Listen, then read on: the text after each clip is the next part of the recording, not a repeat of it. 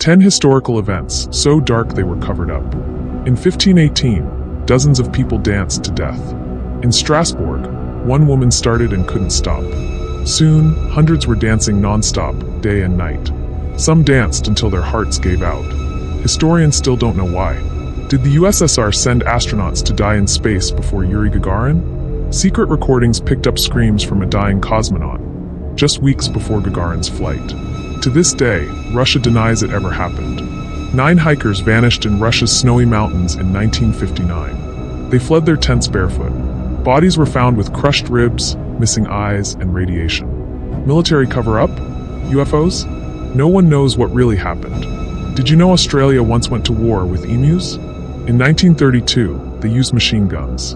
The emus won. They couldn't keep up. The birds outsmarted them. One man survived both atomic bombs in Japan.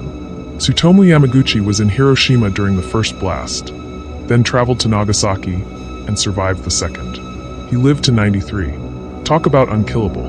This was worse than Nazi experiments, and no one was punished. Japan's Unit 731 dissected prisoners alive, tested plagues, and froze people to death. After the war, the US gave them immunity for the research.